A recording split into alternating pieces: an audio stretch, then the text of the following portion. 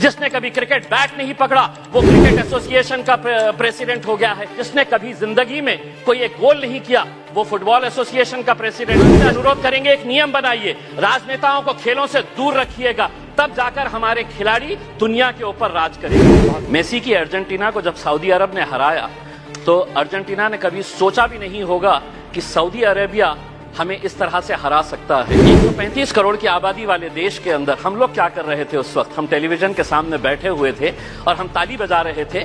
खिलाड़ी कोई और था मैदान के अंदर, लेकिन हम खुश हो रहे थे कि देखिए कितना अच्छा गेम हो रहा है करके। चाहिए कि 135 करोड़ की आबादी वाले देश के अंदर हमने 11 फुटबॉल खिलाड़ियों को तैयार नहीं किया।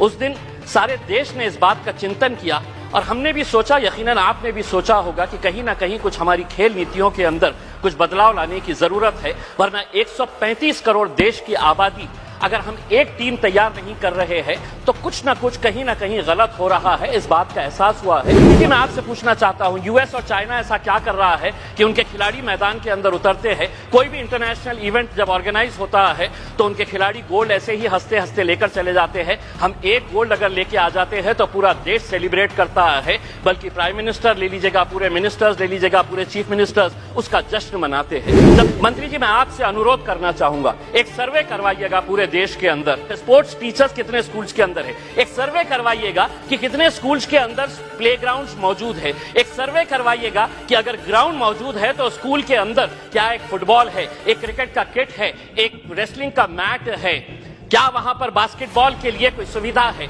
एक सर्वे करवा लीजिएगा पूरे देश के प्राइवेट, और तब आपको पता चलेगा कि हम लोग अगर खेलों के अंदर पीछे है तो इसकी वजह क्या है कि अगर खेलेगा इंडिया तो जीतेगा इंडिया। उसके ऊपर आपकी तस्वीर लगाइए, आदरणीय पंतप्रधान जी की तस्वीर लगाइए और एक 75 साल का तोहफा बोल के देश के तमाम स्कूल्स को आप ये दीजिए के जरिए आप अंडर 17 के टैलेंट को आप आइडेंटिफाई करते हैं, हम उसका स्वागत करते हैं। उसी तर्ज के ऊपर आप अंडर 14 के जितने भी टैलेंट है उसको आइडेंटिफाई करिएगा।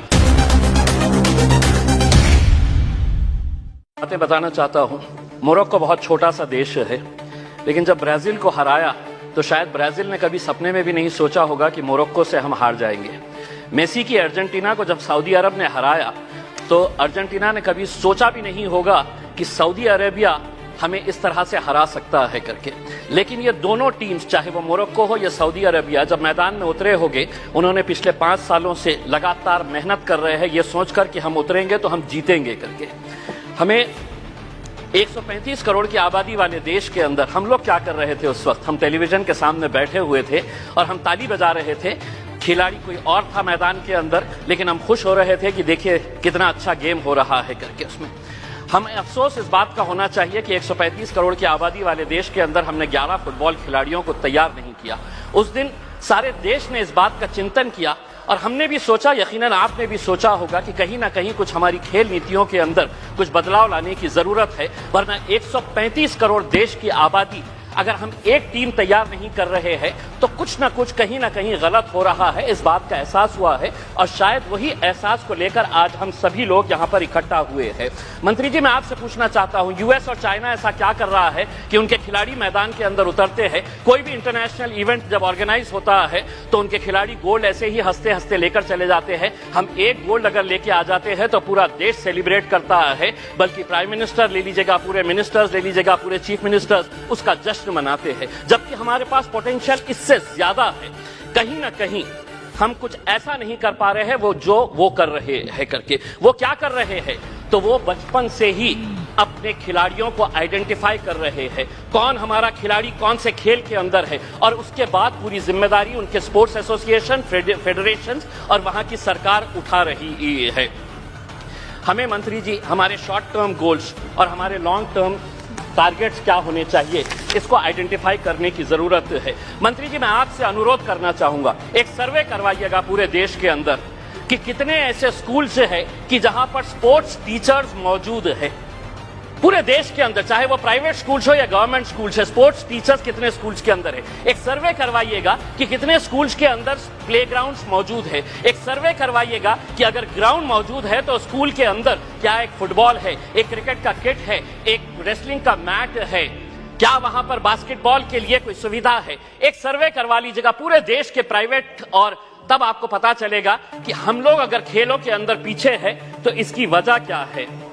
अध्यक्ष महोदय, मैं आपसे के जरिए मंत्री जी से यह अनुरोध करना चाहूंगा, 75 साल देश के आजादी के हो गए हैं, हम वैसे भी करोड़ों रुपया ऐसे वैसे कामों के ऊपर खर्च कर रहे हैं। मंत्री जी ये जिम्मा उठाइएगा कि 75 साल देश की आजादी के मौके के ऊपर हम हर स्कूल को एक स्पोर्ट्स किट प्रोवाइड करेंगे, जिसके अंदर एक फुटबॉल रहेगा, एक रेसलिंग का मैट रहेगा, एक बैडमिंटन के लिए, वॉलीबॉल के लिए जो नेट लगता है वो रहेगा। अध्यक्ष महोदय, एक मिनट, मैं सिर्फ सुझाव दे रहा हूं, और उसके ऊपर लिखिएगा कि अगर खेलेगा इंडिया तो जीतेगा इंडिया। उसके ऊपर आपकी तस्वीर लगाइए, आदरणीय पंत प्रधान जी की तस्वीर लगाइए, और एक 75 साल का तोहफा बोल के देश के तमाम स्कूल्स को आप ये दीजिएगा।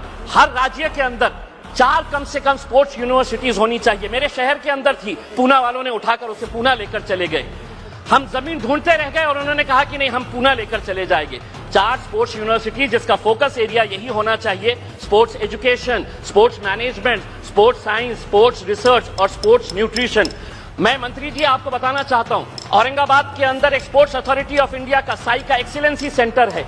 आज तक करोड़ों रुपया आपने खर्च किए हैं उसके ऊपर, लेकिन कोई भी एक इंटरनेशनल लेवल का वहां पे इवेंट ऑर्गेनाइज नहीं किया गया है। आप खेलो इंडिया के जरिए आप अंडर 17 के टैलेंट को आप आइडेंटिफाई करते हैं, हम उसका स्वागत करते हैं। उसी तर्ज के ऊपर अगर स्कूल गेम्स फेडरेशन, अध्यक्ष सिर्फ एक मिनट, फेडरेशन ऑफ इंडिया को यह जिम्मेदारी देते हैं कि आप अंडर 14 के जितने भी टैलेंट है उसको आइडेंटिफाई करिएगा।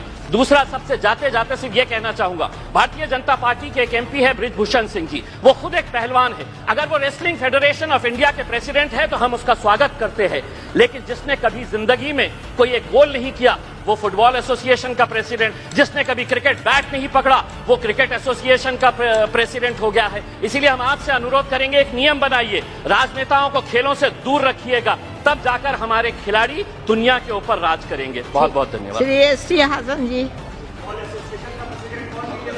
बहुत बहुत